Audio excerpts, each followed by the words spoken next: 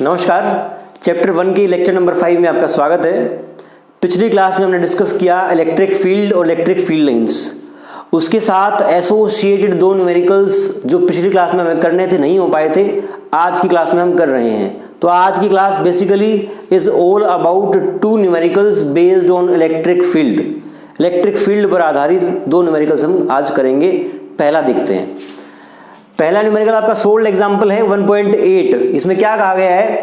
N electron falls through a distance of 1.5 centimetre in a uniform magnetic field of magnitude this. पहले सी बात का मतलब समझते हैं कि एक electron falls through a distance of 1.5 centimetre in a uniform magnetic field. ये वर्ड बहुत इंपॉर्टेंट, आपको समझना है क्या है। अच्छा, इस न्यूमेरिकल के साथ वो फिगर भी गिवन है, बुक में गिवन है। यूनिफॉर्म मैग्नेटिक फील्ड का मतलब है, जैसे मान लो कि ये वो रीजन है जिसकी वो बात कर रहा है।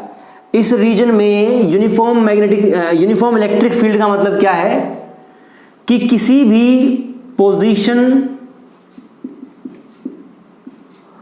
और टाइम पर, कहने का मतलब इस रीजन में कोई पोजीशन ले लो, ये पोजीशन ले ली, और किसी भी टाइम पर यहां पर इलेक्ट्रिक फील्ड की वैल्यू सेम रहेगी। मतलब हर पॉइंट पर इलेक्ट्रिक फील्ड की डायरेक्शन ऊपर और उसका मैग्नीट्यूड फिक्स जो दे रखा है वो रहेगा। किसी भी पोजीशन पर आप बात कर लो या फिर किसी भी टाइम के बाद भी। कहने का मतलब है कि अभी जितनी इलेक्ट्रिक फील्ड की वैल्यू है 10 सेकंड बाद भी उतनी रहेगी। ना तो टाइम के साथ वेरी कर रही है और ना ही पोजीशन के साथ वेरी कर रही है। तो इस केस में आपकी यूनिफॉर्म इलेक्ट्रिक फील्ड इस तरीके से है। तो हमने सबसे पहले समझा कि यूनिफॉर्म इलेक्ट्रिक फील्ड क्या होती है? Which does not change with position and time. Clear है? हमेशा आपको याद रखना है। ऐसा एक यूनिफॉर्म मैग्नेटिक फील्ड था जिसकी डायरेक्शन ऊपर, सॉरी मैं बार बार मैग्नेटिक फील्ड बोल रहा हूं, एक इलेक्ट्रिक फील्ड था। ऐसा एक इलेक्ट्रिक फील्ड था यूनिफॉर्म जो ऊपर की तरफ डायरेक्टेड था। इस रीजन में यदि मैं एक इलेक्ट्रॉन को यहां से ऊपर से ड्रॉप करूं, यहां से छोड़ दूं, तो उसके ऊपर फोर्स किस साइड लगेगा? फोर्स का फॉर्मूला होता है Q इंटू E। इससे भी पहले हम एक बात करते हैं। देखिए यहां पे आपको दे दिया गया है कि यूनिफॉर्म मैग्नेटिक फील्ड है, पर जनरली हमारी जो सोचने की आदत होती है वो इस तरीके से होती है कि पहले हमें चार्ज बताओ, चार्ज कहाँ रखा है, उसके कारण इलेक्ट्रिक फील्ड होगी और फिर मैं फोर्स निकालूंगा।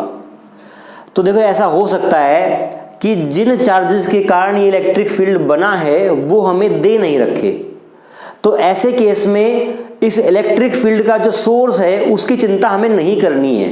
जो दे रखा है उसी को मान लेना है कि हाँ इलेक्ट्रिक फील्ड इस डायरेक्शन में है और उसका मैग्नीट्यूड इतना है जो गिवन है हमें। तो इस इलेक्ट्रिक फील्ड की प्रेजेंस में जो फोर्स का फॉर्मूला होता है वो ये होता है, यहां से इलेक्ट्रॉन को छोड़ोगे, इलेक्ट्रिक फील्ड ऊपर है और चार्ज आपका नेगेटिव है, तो force will be equal to -E into E। कहने का मतलब फोर्स की डायरेक्शन जो कि इलेक्ट्रॉन पर लगेगी it will be negative of electric field. E क्या है? Charge of electron. इस इक्वेशन से ये मतलब है अगर नेगेटिव चार्ज होगा तो उसके ऊपर फोर्स फील्ड के अगेंस्ट लगेगी, क्योंकि आपका Q इंटू E होता है, Q का साइन उसको उल्टा कर देगा।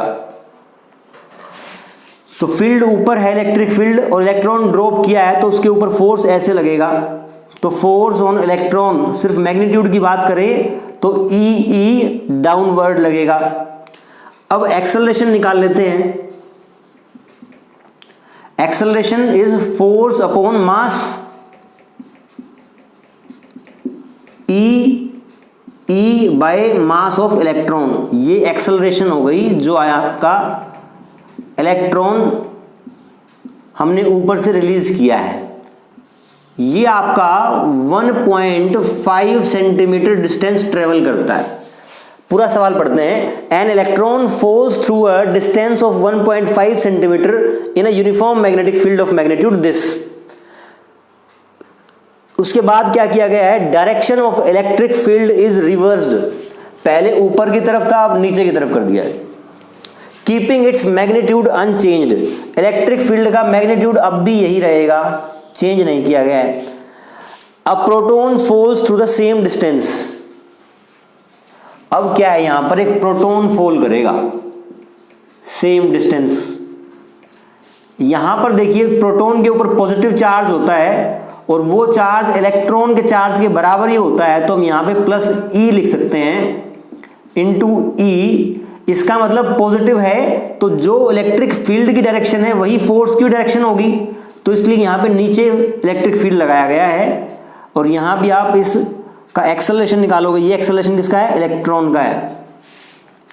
और यहां पर आप एक्सेलरेशन निकालोगे तो force by mass, therefore E by mass of proton, this is acceleration of proton, E by mp,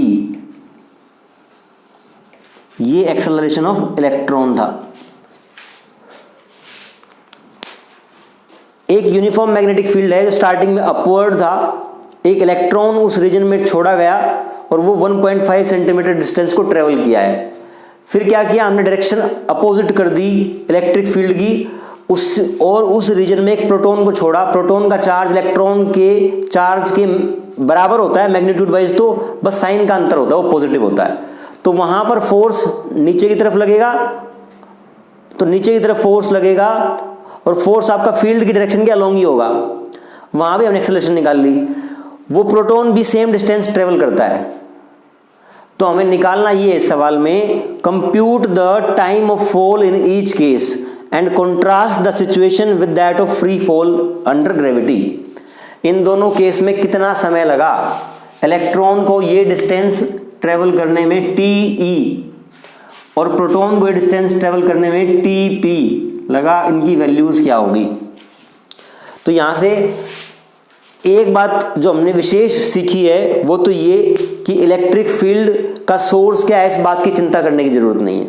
दूसरी बात, अगर आपका चार्ज नेगेटिव है तो उसके ऊपर इलेक्ट्रिक फील्ड के कारण फोर्स फील्ड की डायरेक्शन के अपोजिट लगता है, और यदि पॉजिटिव चार्ज हो तो फील्ड की डायरेक्शन में ही फोर्स लगता है। ये बातें हमने सीखी। तो इलेक्ट्रॉन यहां था, छोड़ा हमने, फोर्स इस साइड लगा, इतना डिस्टेंस ट्रेवल किया, तो निकालना है कितना टाइम उसको ये डिस्टेंस ट्रेवल करने में लगेगा। सिमिलरली यहां प्रोटॉन रिलीज किया, सेम डिस्टेंस ट्रेवल किया, कितना टाइम लगेगा ये निकालना है। E is constant, electric field is constant, mass is constant, सब कांस्टेंट और एक्सेलरेशन कांस्टेंट है। हम फॉर्मूला लगा सकते हैं S equal to ut plus half AT square.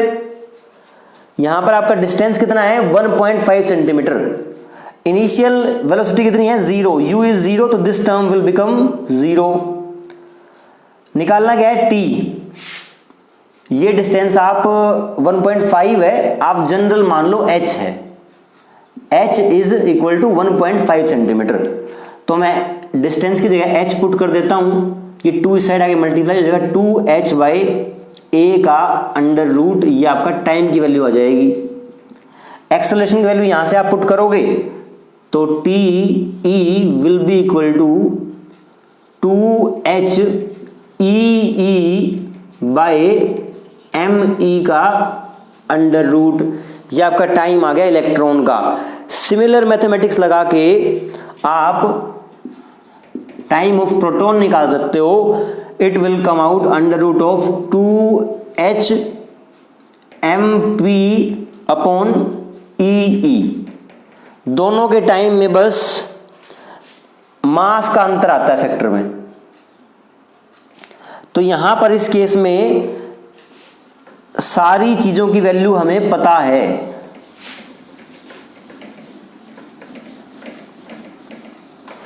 ये निकालने के लिए हमें क्या चाहिए, distance h is given 1.5 centimetre.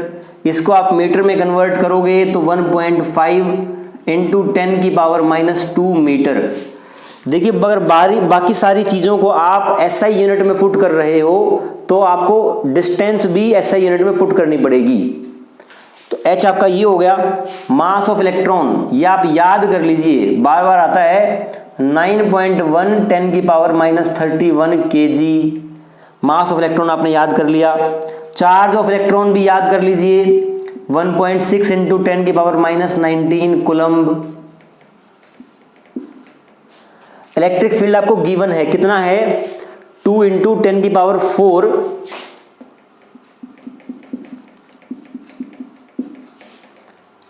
Newton पर कूलम्ब। तो इस इक्वेशन में जो चीजें चाहिए वो चारों चीजें हमें पता है, इसमें पुट करेंगे तो हमारा टाइम की वैल्यू निकल कर आती है 2.9 इंटू 10 की पावर -9 सेकेंड। और इसमें हमें एक चीज एक्स्ट्रा चाहिए, मास ऑफ प्रोटॉन। तो हम मास ऑफ प्रोटॉन भी हमें याद करना है, ये है 1.67 10 की पावर -27 kg। इसको पुट करेंगे तो टाइम की वैल्यू ये आती है।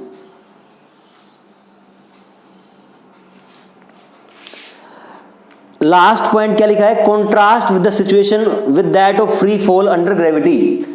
ग्रेविटी के अंदर आपका जो टाइम रिक्वायर्ड होता है, टाइम ऑफ फॉल, वो आपका मास पे डिपेंड नहीं करता।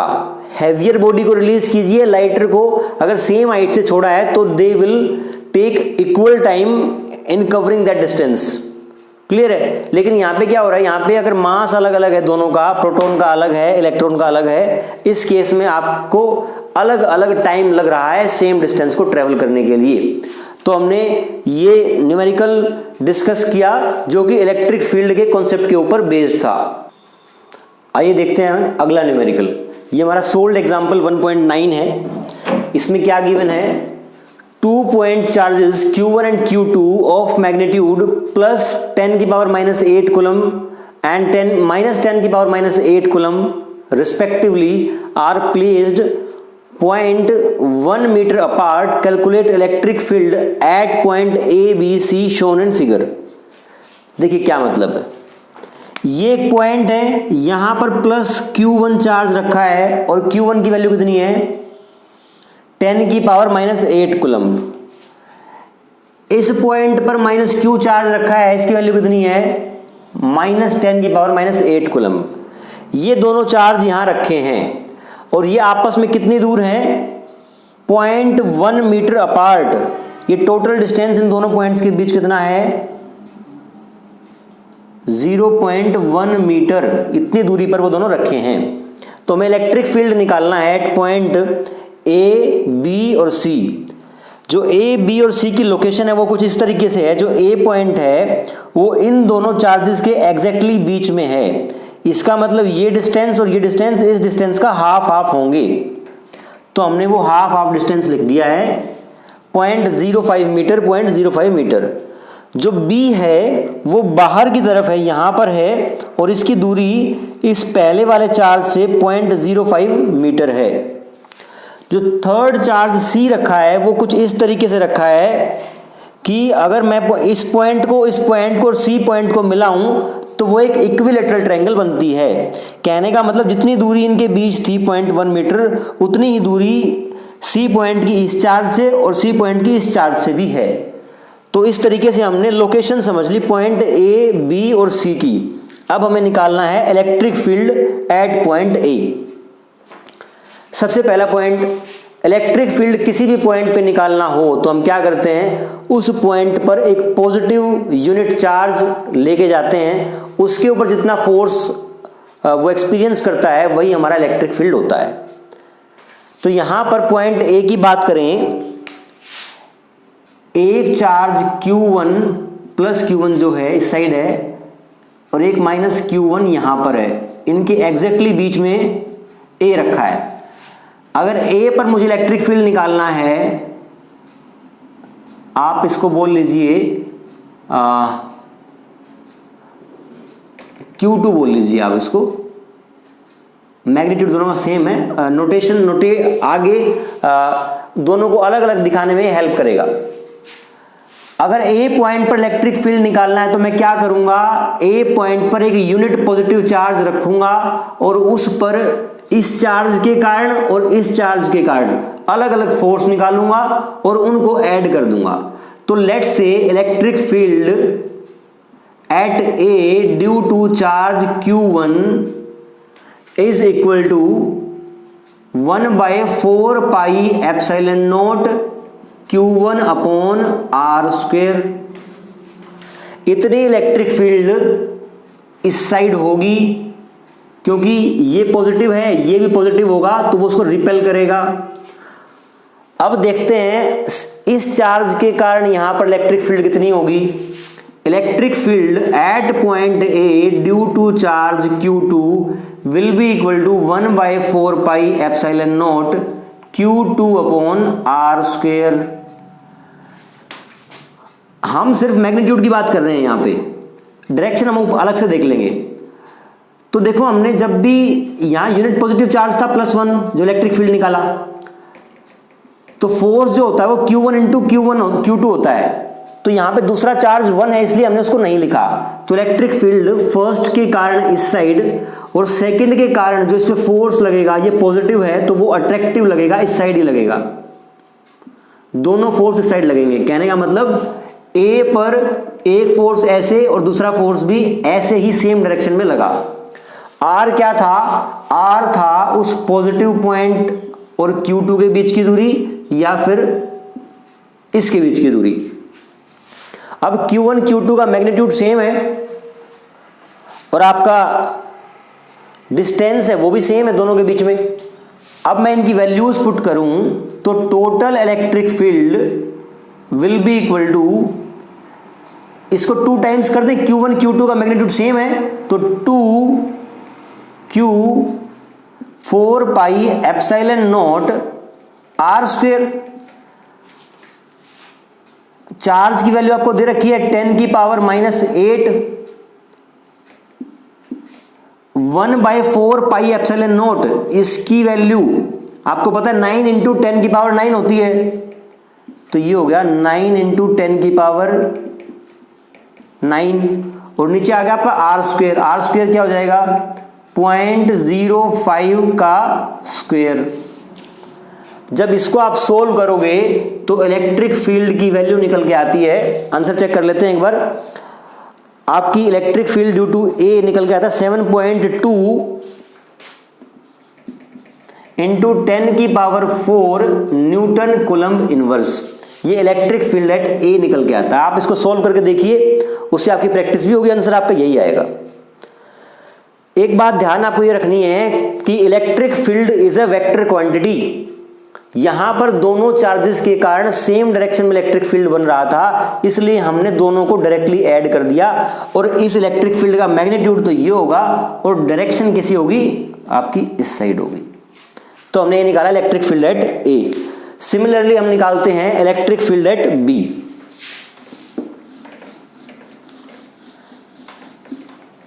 ए पॉइंट को हटा देते हैं। बी कहां है? बी है यहां, जिसकी दूरी कितनी है?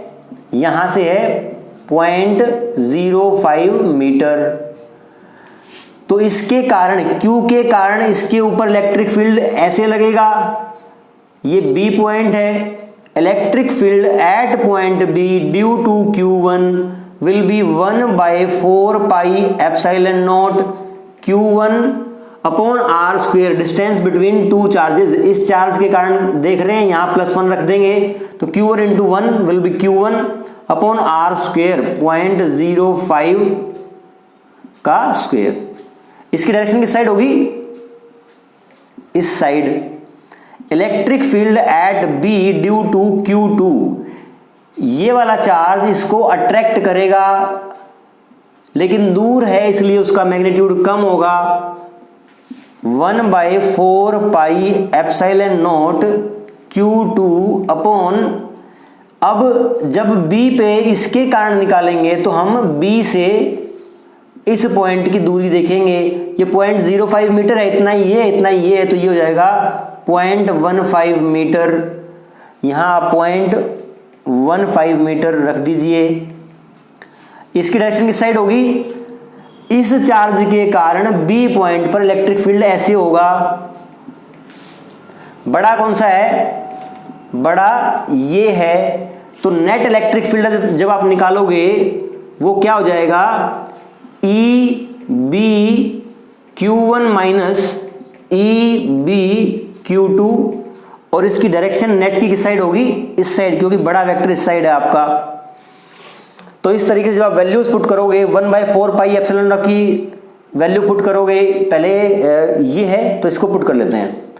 1/4 पाई एप्सिलॉन नॉट की वैल्यू होगी 9 × 10 की पावर 9। Q1 की वैल्यू कितनी है, 10 की पावर -8। नीचे डिस्टेंस का स्क्वायर है 0.05 का स्क्वायर माइनस, ये आपका हो गया E।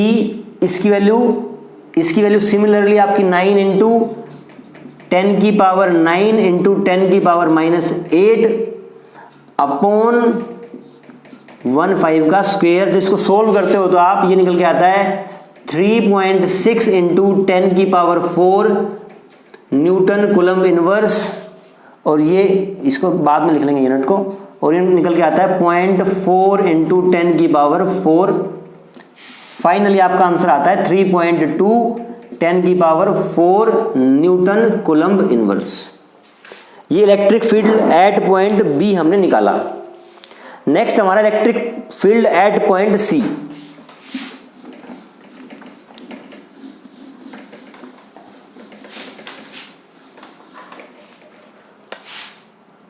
ये आपका चार्ज Q1, ये Q2 और एक पॉइंट C है। इन तीनों पॉइंट को मिलके क्या बन रही है, एक इक्विलेटरल ट्रायंगल का फॉर्मेशन हो रहा है। आपका पॉइंट C यहां है, इस पे आपको निकालना है इलेक्ट्रिक फील्ड। प्लस Q1 के कारण ये लेंथ कितनी होगी, ये लेंथ आपकी 0.1 मीटर है, ये भी 0.1 मीटर होगी और ये भी 0.1 मीटर होगी। Q1 के कारण इस पॉइंट पर जब इलेक्ट्रिक फील्ड निकालोगे तो उसकी डायरेक्शन ये होगी, because direction of force is always along the line joining two charges. Clear है। और इलेक्ट्रिक फील्ड निकालते कैसे हैं, इस पॉइंट पर इलेक्ट्रिक फील्ड निकालना है तो हम इस पॉइंट पर +1 चार्ज को एज्यूम करेंगे और उस पर जितना फोर्स लगेगा वही आपका इलेक्ट्रिक फील्ड होता है। सिमिलरली इसके कारण यहां +1 रखूंगा तो ये इसको अट्रैक्ट करेगा। ये आपका इलेक्ट्रिक फील्ड है E ड्यू टू Q1 और ये है E ड्यू टू Q2। इनको कैलकुलेट करते हैं हम। EQ1 का मैग्नीट्यूड देखिए आप, EQ1